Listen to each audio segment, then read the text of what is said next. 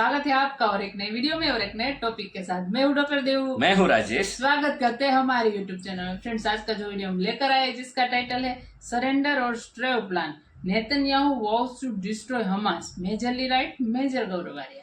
तो दोस्तों, लंबे ब्रेक के बाद हम आपको मिल रहे हैं, उसके लिए क्षमा चाहते हैं। थोड़ा ब्रेक लंबा हो गया, वीडियो अब से आपको रेगुलर मिलेगा और आशा करते हैं कि आप पहले जैसा ही हमें प्यार बहुत आपके प्यार की जरूरत है मेरे बहनों भाइयों। आपके प्यार के बिना हम कुछ नहीं है। जो भी है एज ए जॉक्स मजाक मस्ती करनी चाहिए, और आपका प्यार वो हमारे लिए बहुत इम्पोर्टेंट होता है, क्योंकि आपके प्यार के आधार पर हम नए नए टॉपिक्स लाते रहते हैं। ये टॉपिक्स भी ऐसा है, और खास करके मेजर साहब की वीडियो है तो आपको भी हर बार की तरह फिर से पसंद आएगी। तो वीडियो को लाइक जरूर कर दीजिएगा, शेयर जरूर कर दीजिएगा, चैनल को सब्सक्राइब जरूर कर दीजिएगा। चलिए स्टार्ट करते हैं। जय हिंद दोस्तों, मैं हूं मेजर गौरव आर्या और आप देख रहे हैं मेजरली राइट। दोस्तों, हमास, हिजबुल्ला, ईरान एक तरफ, इजराइल एक तरफ, इनकी लड़ाई जो है एक अलग लेवल पे पहुंच गई है। और खबर ऐसी है कि इजराइल ने मोहम्मद कामिल नईम को निपटा दिया। मोहम्मद कामिल नईम कौन है? ये एंटी टैंक मिसाइल जो चलाता था, इजरायली टैंक है ना, जैसे मरकावा बड़ा फेमस टैंक है, आप स्क्रीन पे अपने देख सकते हैं Merkava tank. Merkava tank Israel का प्रीमियर टैंक है। तो जब ये घुसता है उस टैंक के खिलाफ, या फिर उनकी बख्तरबंद गाड़ियों के खिलाफ, या उनके व्हीकल्स के खिलाफ, कोई भी और गाड़ियां हों जिसमें ट्रूप्स ट्रैवल कर रहे हैं, उनको टारगेट करता था मोहम्मद कामिल नईम। इसको इजराइल ने निपटा दिया। एक मारा रॉकेट और ये खत्म। ये रदवान फोर्स की एक यूनिट थी, रदवान फोर्स एक यूनिट है, उसकी एक सब यूनिट थी, उसका एक हेड था, बड़ा इंपॉर्टेंट बंदा था हिजबुल्ला में। इसको ऊपर पहुंचा दिया इजराइल ने। अच्छा जी, सरेंडर और starve plan for northern Gaza, या तो तुम सरेंडर करो या भूखे मरो। ये प्लान नेतन्याहू ने बनाया है। किसके लिए बनाया है? ये फिलिस्तीनियों के लिए नहीं बनाया। लोग इसके बारे में प्रोपेगेंडा करेंगे और फिलिस्तीनियों को भूखा, नो, ये बनाया है हमास के लिए, और बिल्कुल ठीक बनाया है। देखिए, ये नेतन्याहू और इजरायली पार्लियामेंट को रिटायर्ड जनरल्स ने ये प्लान पेश करा है और बोला है कि एक हफ्ता दे दो, जितने भी Gaza strip, northern Gaza strip में फिलिस्तीनी हैं, इनको एक हफ्ता दो कि आप यहां से निकल लो। एक हफ्ते तक आप इनके ऊपर कोई गोली, कोई बम, कुछ नहीं, इनको अमन शांति से एक हफ्ता दे दो कि एक हफ्ते में नदन गाजा के जितने भी लोग हैं ये सब वहां से निकल जाएं। उसके बाद आप इसको बंद कर दो, एनसर्कल कर दो नदन गाजा को, और वहां पे हमास के टॉप कमांडर्स हैं। देखो, जो लोग जाएंगे इजरायली फोर्सेस चेक करके भेजेंगी। ऐसा तो नहीं कि तुम अपनी मनमर्जी से निकल रहे हो, कोई भी निकल रहा है, चेक करके भेजेंगी। और जो लोग बच जाएंगे उनकी ये घेराबंदी हो जाएगी, और फिर घेराबंदी करके उनके ऊपर कुछ नहीं होगा, बस वहीं से उनके ऊपर प्रेशर डाला जाएगा कि देखते हैं कि तुम कितनी देर रुकते हो। तुम्हें यह प्रॉब्लम है ना कि हम गोली चला रहे हैं, हम ना पानी आने देंगे अंदर, ना खाना आने देंगे। ये प्लान है इनका। और food, water, medicine and fuel इनको डिनाई करा जाएगा, यानी कि हमास को रोका जाएगा, और बोला जाएगा कि जो वहां पे रह जाते हैं एक हफ्ते के बाद, उनको कॉम्बैटेंट्स माना जाएगा, यानी कि ये फौजी हैं, ये लड़ने वाले हैं या कॉम्बैट करने वाले हैं। तो इनके साथ जो हो रहा है बिल्कुल ठीक हो रहा है, क्योंकि सिविलियंस को समय दे दिया है कि भाई साहब आप तो निकल लो। यहां पे जियोरा इलैंड इस प्लान के चीफ आर्किटेक्ट हैं और farmer head of national security council हैं, जियोरा इलैंड। और इन्होंने बोला है कि यही एक मुकम्मल तरीका है, यही एक कंप्लीट तरीका है इस जंग को, जो कि 1 साल से ऊपर से चल रही है, इसको खत्म करने के लिए ये बहुत बढ़िया तरीका है। And after the time this area will become a military zone. ये कह रहे हैं उस समय के बाद, यानी कि 1 हफ्ते के बाद ये इलाका हो जाएगा मिलिट्री जोन। और यहां पे ऑल रिमेनिंग हमास फाइटर्स और civilians will have 2 choices, either surrender और starve. Israeli military spokesperson lieutenant colonel Nadav Shoshani denied the connection, saying we have not received a plan like that. यानी कि ये अभी तक अनऑफिशियल है, Israeli फौज के पास प्लान नहीं आया, ये पार्लियामेंट को प्लान दिया गया है। अब पार्लियामेंट इसको अप्रूव करती है नहीं करती, देखिए मुझे लगता है प्लान बड़ा बढ़िया है।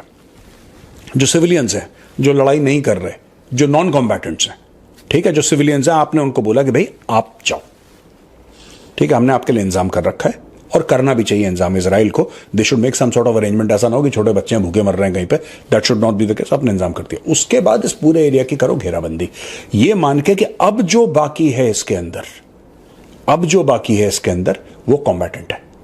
अच्छा, हो सकता है कि कुछ सिविलियन भी फंस जाएंगे, then you have to give them simply, you know, ये लोग क्या करेंगे मैं बताता हूं आपको। हमास वाले ना ये बड़े तेज हैं और ये जानवर टाइप के भी हैं हमास वाले, हिजबुल्ला वाले भी जानवर हैं। ये लोग क्या करते हैं कि ये जानबूझ के औरतों और बच्चों को अपने साथ रख लेंगे, अपने ही औरतों और बच्चों को, अपने औरतों बच्चों को ये लोग साथ रख लेंगे और बोलेंगे कि देखो बच्चे भूखे हैं, और वहां से फोटोग्राफ खींच खींच के दुनिया भर में देखो हमें स्टार्व कर रहे हैं इजरायली। ये जो विक्टिम कार्ड है दोस्तों, प्लेइंग द विक्टिम, ये पैलेस्टीनियन से अच्छा कोई नहीं कर सकता दुनिया में। पाकिस्तानी कोशिश कर रहे हैं, they have reached a certain level, but they are not able to match the Palestinians in victim card playing. वो उस लेवल का विक्टिम बनना they are not able to match, वो कर नहीं पाते बेचारे, उस लेवल तक पहुंच नहीं पाते। अब मैं आपको एक और चीज बताता हूं, ये जो पूरा मैटर है राइट, कि वहां पे घेराबंदी हो जाएगी, और घेराबंदी होने के बाद फिर ये बोलेंगे कि सरेंडर और डाई, या तो तुम अपने आत्मसमर्पण कर दो या मरो, है ना। इसका सबसे बड़ा हथियार क्या है हमास के पास? मैं आपको आज बता रहा हूं, ये करा नहीं है अभी, पर जब ये करेंगे यही होगा। मैंने डिटेल में स्टडी करी, मैं ऐसे नहीं बोल रहा आपसे हवा में, मैं डिटेल में स्टडी करी है। जब इन लोगों ने 7 अक्टूबर को इजराइल अटैक करा था, इन लोगों ने इजराइल पे हमला करा था हमास वालों ने, सबसे पहले इनका टारगेट था कि सिविलियंस को मारो। सिविलियंस को क्यों मारो? क्योंकि सिविलियंस वापस नहीं मार सकते, उनके पास हथियार नहीं है। पहले निहत्तों को मारो, बच्चों को मारो, बुजुर्गों को मारो, औरतों को मारो, जो आपसे लड़ ही ना सके पहले उनको मारो। तो जाहिर सी बात है आप जीत जाओगे। अगर कल मेरे पास हथियार और सामने 2 महीने का बच्चा हो, वो कहां जीत पाएगा यार? यही चीज हमास ने करी, ठीक है, पहली चीज। दूसरी चीज उन्होंने करी कि उन्होंने लोगों को बंदी बना के ले गए, to use them as human shields. Hamas में इतनी हिम्मत नहीं कि लड़ ले। हमास से अगर आप औरत बच्चे और बंदी, औरत बच्चे बंदी यानी कि हॉस्टेजेस, अगर वो हमास के आगे से निकाल दो, हमास एक कागज की कश्ती है, गल जाएगी पानी में कुछ समय के बाद। उनमें वो कैपेबिलिटी है ही नहीं यार लड़ने की। हमास, हिजबुल्ला में ये सब दूर दूर से रॉकेट फायर करना, सिविलियंस का इस्तेमाल करना, इनकी the greater strategy of Hamas and Hezbollah is किस तरीके से, किस प्रकार से आप सिविलियंस को सामने रखो। और पूरी दुनिया को, सोशल मीडिया और मेन स्ट्रीम मीडिया, अल जजीरा टाइप के, इन सब लोगों का इस्तेमाल करो जो लेफ्ट लीनिंग है, चाहे वो एसोसिएटेड प्रेस हो, चाहे वो बीबीसी हो, सबका एक इस्तेमाल करो एक बड़े लेवल पे, ये दिखाने के लिए दुनिया को कि बॉस ऐसा है कि हम जो लड़ाई लड़ रहे हैं ना, हमें तो क्या ही मारेंगे ये लोग, देखो असल में तो ये अन्याय कर रहे हैं बच्चों के साथ, औरतों के साथ, बुजुर्गों के साथ, ये लड़ाई लड़ते हैं लोग। इसीलिए इजराइल की फौज फंस रही है वहां पे। इजराइल की फौज कर रही है तुम आगे आओ और तुम अपनी फौज लाओ, हम अपनी फौज लाते हैं, देख लेते हैं ना। साफ सुथरी इज्जत वाली लड़ाई इन्होंने आज तक नहीं लड़ी यार, साफ सुथरी इज्जत वाली लड़ाई। इन्होंने ऐसी गंदी लड़ाई बच्चों को सामने कर दिया, औरतों के सामने कर दिया।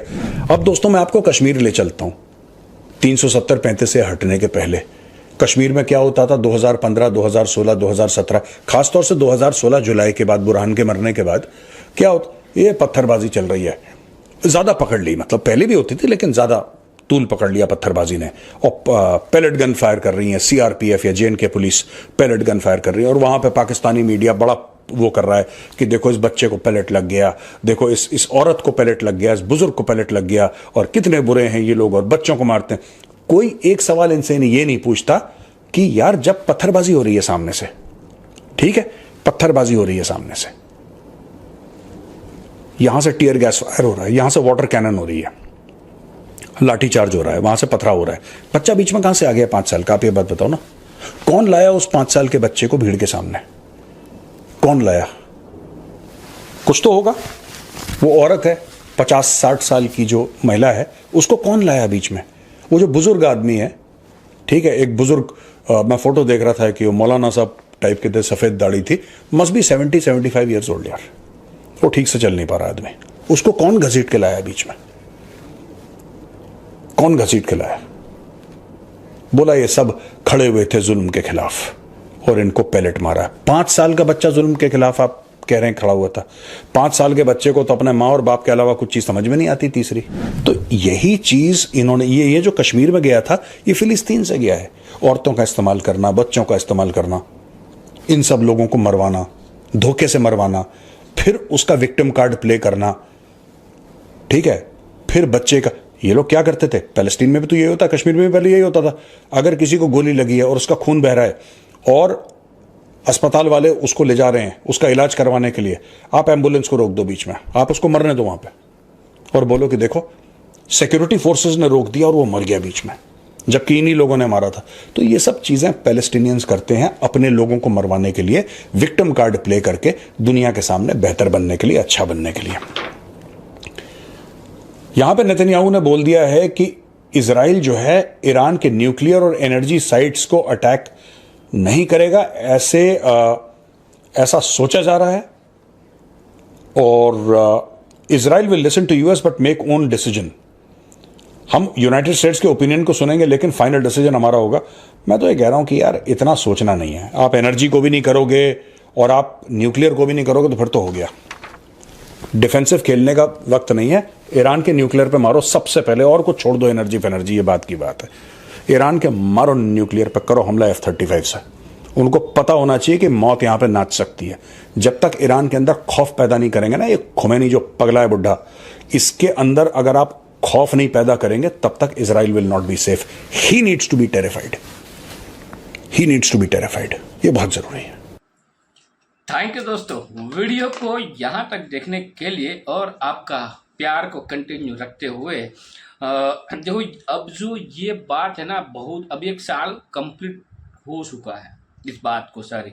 अब ये दिन प्रतिदिन कुछ नया नया आता जाता रहता है और ये और आता जाता रहेगा जब तक ये सरेंडर प्लान जो है वो सक्सेसफुल ना हो जाए। हाँ, और इजराइल ने तो ठान ही ले। बिल्कुल, लेकिन अभी मेरे को गाजा के अलावा अब ईरान की चिंता हो रही है कि कहीं ना कहीं ये जो युद्ध है वो ईरान की तरफ मुड़ रहा है। थोड़ा बहुत मेरे को वो एंगल दिख रहा है कि अब ये गाजा वाला जो पट्टी है ना, वो तो भी सही वैसा रहेगा, लेकिन अब ईरान की ओर से स्टार्ट हो जाएगा धीरे धीरे, क्योंकि अब ईरान में भी थोड़ी बहुत खलबलाहट स्टार्ट हो चुकी है लास्ट 2-3 महीनों से।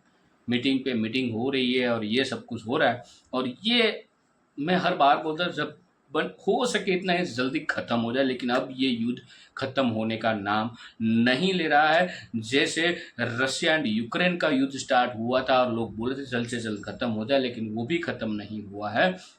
तो कहीं ना कहीं मेरे को भी ये भी लग रहा है कि अभी ये और लंबा खींचेगा। अब इजराइल ने ठान ली है जितने भी उसके दुश्मन है ना सबका सफाया करना। हाँ, या तो फिर सरेंडर कर, क्या तो सरेंडर कर दो।